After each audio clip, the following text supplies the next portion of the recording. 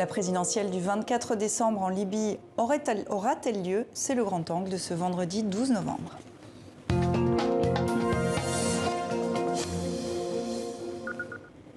Le 24 décembre prochain, la Libye devrait prendre le chemin des urnes pour choisir son président. Près de 3 millions d'électeurs dans un pays qui compte 7 millions d'habitants se sont déjà inscrits pour voter. 10 ans après la chute de Mouammar Kadhafi, suivi d'un cycle de violence et d'incertitude, cette présidentielle a les contours d'une promesse, mais ce sera aussi un pari au regard des tensions entre les différents camps. Une énième conférence sur la Libye se déroule aujourd'hui à Paris pour soutenir le processus électoral. La tant espérée présidentielle du 24 décembre aura-t-elle lieu? C'est notre grand angle.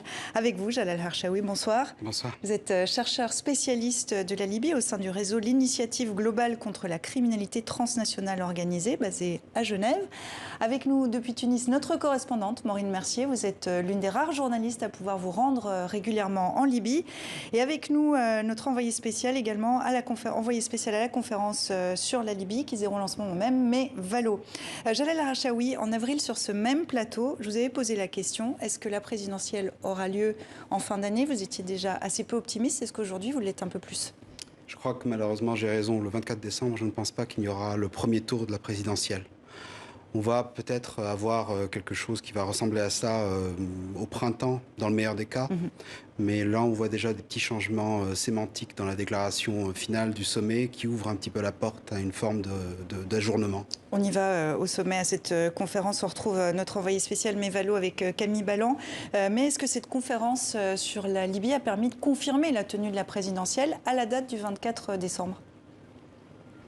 Écoutez, pour l'instant, nous n'attendons absolument rien puisque les discussions qui se déroulent à huis clos ont pris du retard. On attend la conférence de presse, mais je vous rappelle que ce que l'on sait déjà, c'est que la communauté internationale menace de sanctions, ce qui entraverait la tenue des élections qui doivent être libres et crédibles. Plus tôt, Antonio Guterres, le secrétaire général des Nations Unies, a appelé tous les camps rivaux libyens à contribuer au processus électoral et à respecter le résultat des élections. Car vous l'avez dit, c'est l'objectif de cette conférence internationale. C'est que toutes les parties s'accordent à ce que la présidentielle du 24 décembre ait bien lieu, comme les législatives un mois plus tard. Mais la partie est loin d'être gagnée, tant le pays est encore profondément divisé. Alors Paris, après Berlin, Rome et de nombreuses autres capitales. Maureen Mercier, vue de Libye, cette énième conférence internationale sur la Libye s'est perçue comment ? Ce que me disent ces derniers jours les Libyens, c'est qu'on a l'impression, cette fois-ci, que la communauté est avec nous, plaide pour des élections.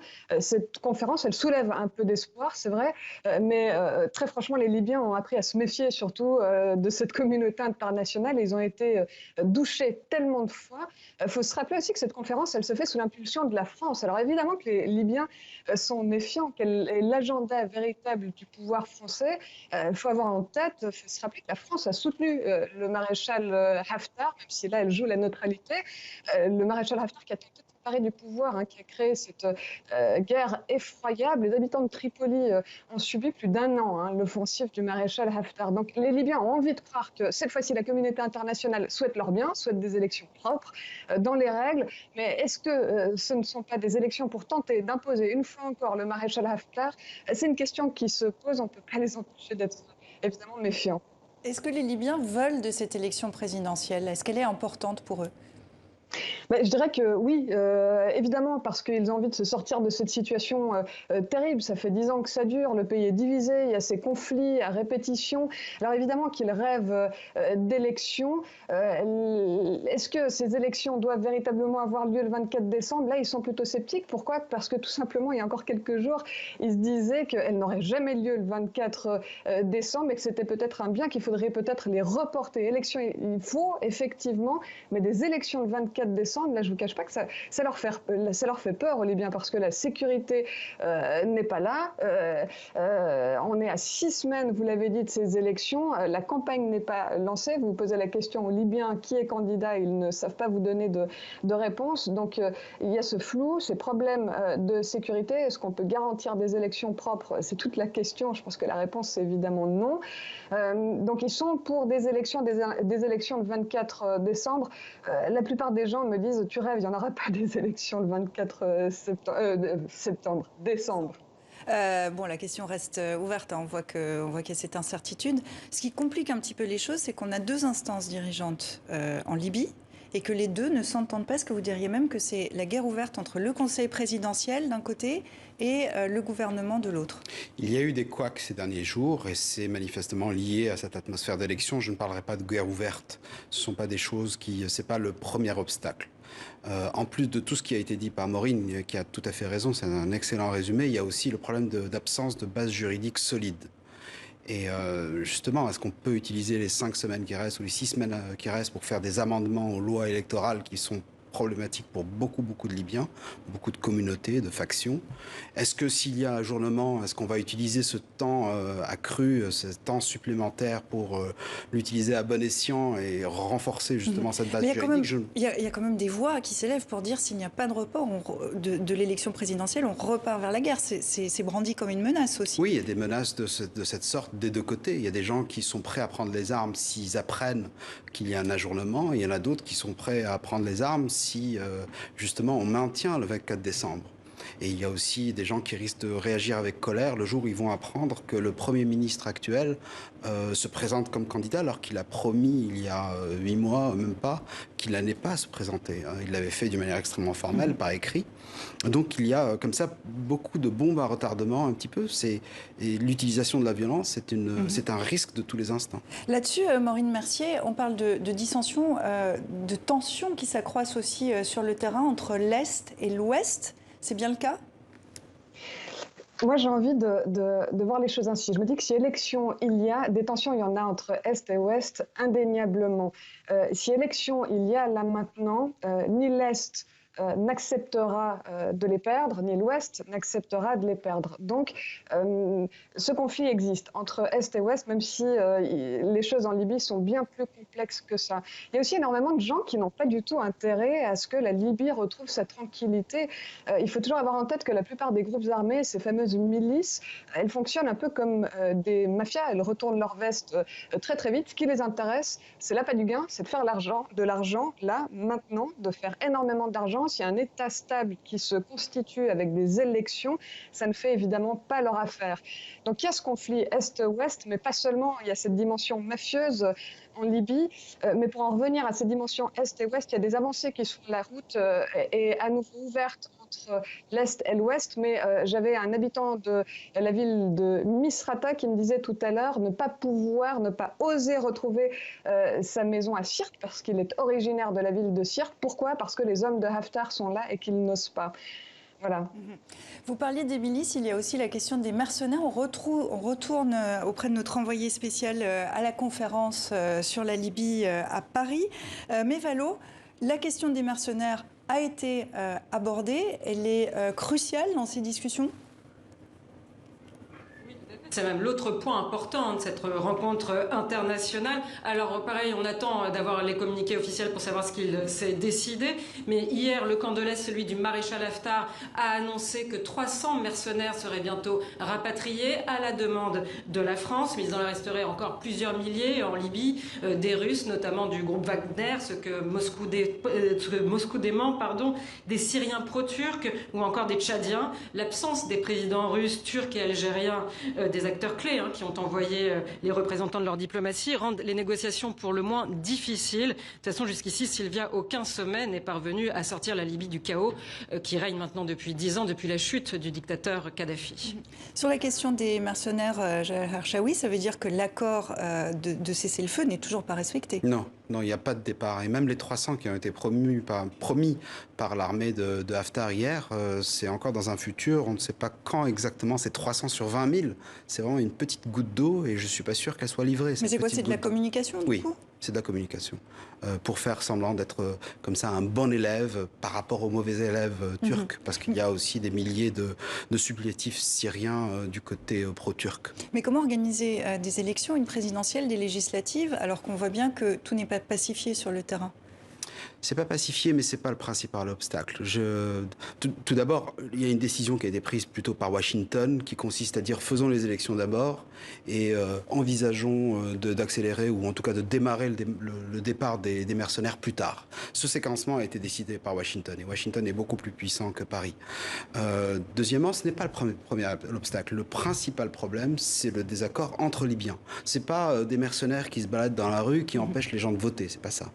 Les mercenaires sont sont plutôt dans des camps militaires, ils sont jamais au centre des villes, ils sont plutôt en retrait, les Libyens ne les voient pas forcément, la majorité des Libyens ne les voient pas au jour le jour, donc c'est moche, c'est embêtant, c'est une violation de la souveraineté, c'est un problème qui doit être résolu, mais ce n'est pas le principal obstacle aux élections. On va rester sur la question de la présidentielle. Le dépôt des candidatures s'est ouvert lundi, il durera jusqu'au 22 novembre. 5 personnalités avaient déjà préannoncé leur participation. On évoque aussi celle du maréchal Khalifa Haftar, l'homme fort de l'Est, et celle de Saïf al-Islam Kadhafi, fils de l'ancien guide. Saïf al-Islam Kadhafi, c'est une succession dynastique qui est envisageable pour la Libye. C'est ce qu'il dit, mais ce n'était pas vrai. Il n'a jamais été véritablement un successeur désigné par son père. C'est quelqu'un qui avait tendance à affaiblir le système de son père dans les dernières années, je dirais dans les années 2008 à 2011, juste à la veille de la Révolution. Donc aux yeux des vrais, suiveurs loyaux de Mouammar Kadhafi, le fils n'est pas réellement le dauphin. C'est ce qu'il dit au New York Times. Il aimerait se présenter de cette façon-là, mais il a un passé beaucoup plus houleux et surtout beaucoup plus incohérent. C'est pas un homme politicien, c'est pas un politique cohérent, courageux. C'est quelqu'un qui a fait des zigzags grâce à la protection de son père, et depuis la disparition de son père, il ne représente rien. Mais pourtant, Maureen, il soulève un certain engouement auprès d'une partie de la population et notamment auprès des jeunes. Est-ce que ça veut dire que finalement, cet anarchie, cet effondrement économique, les attentats conduisent les citoyens à regretter les années Kadhafi? C'est ce que j'allais vous dire. Très franchement, je connais très peu de gens qui m'auraient dit tout de gauche, je voterai Saïf al-Islam. J'en connais pas un seul et pas un jeune parmi ces derniers. C'est évident qu'il y a un noyau dur des nostalgiques de Kadhafi qui pourraient, eux, se sentir capable de voter Saïf al-Islam. Mais je pense que la question sous-jacente, c'est effectivement la nostalgie, non pas pour la dictature, mais plutôt pour la stabilité et aussi pour le niveau de vie d'un point de vue économique. Économiquement parlant, la Libye s'est tout simplement effondrée. Les gens vivaient plutôt bien durant l'époque de Kadhafi. Aujourd'hui, ils souffrent, les Libyens souffrent d'un point de vue économique. Des Libyens me disaient même, tu sais, les élections, on n'y pense même pas parce qu'il faut vivre au jour le jour, on doit se débrouiller. La situation économique est trop rude pour qu'on se préoccupe de politique. Donc j'ai l'impression que, évidemment, qu'il y a une nostalgie, mais plus une nostalgie de la stabilité, pas de la dictature. Alors, autre candidature qui fait candidature potentielle, qui fait couler beaucoup d'encre, le maréchal Khalifa Haftar, l'homme de Benghazi, a renoncé depuis septembre au commandement de l'armée nationale libyenne pour préparer la présidentielle. Quelles sont ses chances ? Je pense qu'il est beaucoup moins populaire que ce qu'il imagine.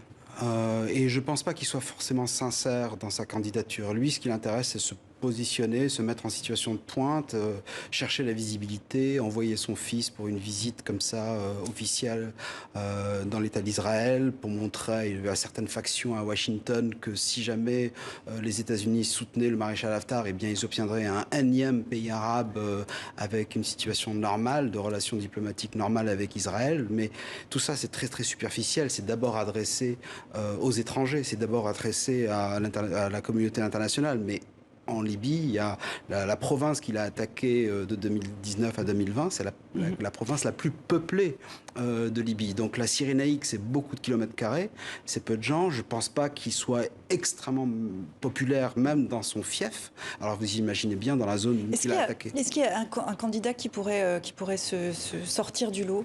Le Premier ministre actuel, je pense qu'il a un populisme qui est souvent perçu comme étant vulgaire, comme étant démagogique, qui est souvent méprisé dans le commentaire occidental.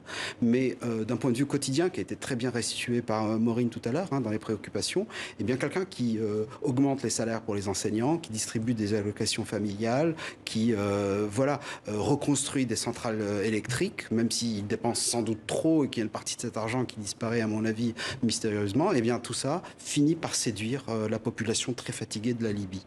Et ça marche. Et présidentielle le 24 décembre ou pas, nous le verrons. On attend la conférence de presse de la conférence internationale sur la Libye où se trouve Mevalo, notre envoyé spécial. Merci beaucoup, merci à vous, Jalal Hershawi, et merci Maureen Mercier d'avoir été avec nous depuis Tunis. Vous partez régulièrement en reportage en Libye. Merci à vous trois.